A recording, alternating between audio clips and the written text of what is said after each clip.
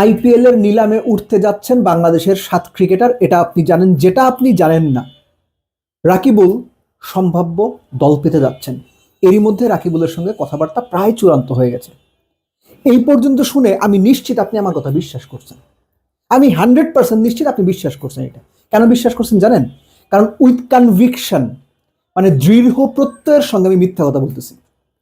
এবং বাংলাদেশে যখন আইপিএল আসে, আইপিএল এর মৌসুম আসে, তখন বাংলাদেশের ক্রিকেটারদের নিয়ে কে কোন দলে যাবে আমাদের দেশের গণমাধ্যম কর্মীদের অনেকেই সবকিছু জেনে যান।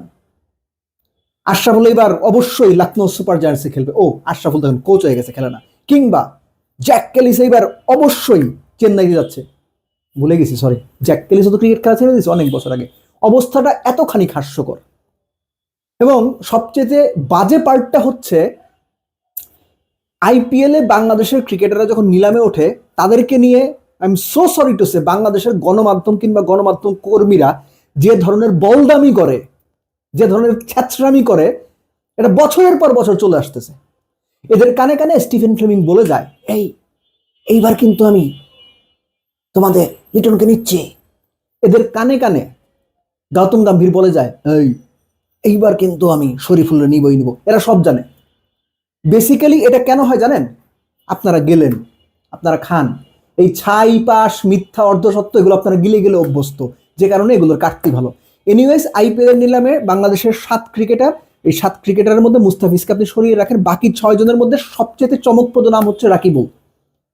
এবং আমার অনুমান, এই যে এ দলের ইমার্জিং যে সিরিজটা হলো, সেখানে রাকিবুলের বোলিং আইপিএল যারা স্কাউটিং করেন কিংবা দল চালান তাদের নজর কেড়েছে, নইলে রাকিবুল এই নিলামের মধ্যে থাকতেন বলে আমার মনে হয় না।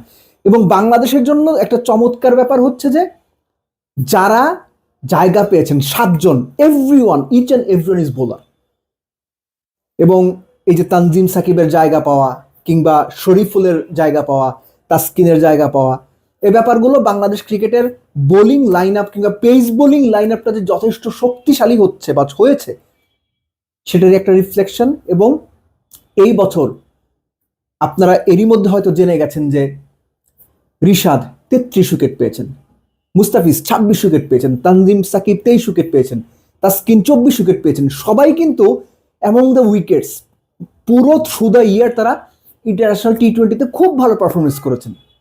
সো ওই পারফরমেন্সের ধারাবাহিকতায় তারা মানে নিলামে যাচ্ছেন। দল পাবেন কি পাবেন না সেটা আসলে বলাটা খুব ডিফিকাল্ট, না পাওয়ার সম্ভাবনাই বেশি, এক্সেপ্ট মুস্তাফিজ। রিশাদ যদি পান, মানে সেটা পাওয়ার বেশ ভালো সম্ভাবনা আছে বলে আমার মনে হয়। যে ব্যাপারটা খারাপ লাগে যে বাংলাদেশের ব্যাটসম্যানরা, খেয়াল করে দেখেন, 7 জনের মধ্যে বাংলাদেশের কোনো ব্যাটসম্যান নেই, not even a single person. অথচ আমাদের তামিম এই বছর 750 রান করেছেন, 135 না 37 স্ট্রাইক রেটে 8টা 50 করেছেন। লিটন নিজেও 600-এর উপরে রান করেছেন, 133-34 স্ট্রাইক রেট, তার career best strike rate. 138 strike রেটে পারভেজ ইমন 515 রান করেছেন, 4টা 50, হ্যাঁ 4টা 50 করেছেন। কেউ কিন্তু ডাক পাননি। এটার একটা প্রপার কারণ আমার কাছে আছে, আমার মনে হয়, মেবি আই এম রং, কিন্তু আমার এটা মনে হয়, সেটা হচ্ছে যে ধরনের প্লেয়ারদের, বিদেশি প্লেয়ারদের কাছ থেকে আইপিএল ফ্র্যাঞ্চাইজিগুলো, স্পেসিফিক্যালি যাদের আমি কথা বললাম তারা সবাই তো টপ অর্ডার ব্যাটার, তাদের কাছ থেকে যে ধরনের এক্সপ্লোসিভ ব্যাটিং চায় কিংবা তাদের কাছ থেকে যে ধরনের ফ্ল্যামবয়েন্ট ব্যাটিং চায়, যে ধরনের স্ট্রাইক রেটের ব্যাটিং চায়, যে ধরনের ম্যাচ উইনিং ব্যাটিং চায়, আনফর্চুনেটলি বাংলাদেশের প্লেয়াররা সেই জায়গাটাতে কেপেবল, এটা আইপিএল ফ্র্যাঞ্চাইজিগুলো মনে করে না। আপনি সেটার সঙ্গে একমত হতে পারেন, নাও হতে পারেন, কিন্তু আমার এটা মনে হয় যে তারা ওই ক্যাপাবিলিটি আছে বলে মনে করে না। তারা এক্সপেক্ট করে যে এদের স্ট্রাইক রেট হবে 180, এরা 30 বল খেলে 70 করে ম্যাচ জেতাবে, কিন্তু আনফর্চুনেটলি আমাদের সত্যিকারের ওই অর্থে ওই ক্যালিবারের প্লেয়ার নাই। সো আপনি যদি খেয়াল করে দেখেন, বাংলাদেশের পারফরমেন্সের একটা রিফ্লেকশন আছে। বাংলাদেশে যে চলতি বছর বেস্ট টি20 ইয়ার কাটিয়েছে, সেখানে ব্যাটসম্যানরা ভালো করেছেন, কিন্তু সবচেয়ে বা সামগ্রিকভাবে যদি আপনি বলেন, বোলারদের অবদানই সবচেয়ে বেশি।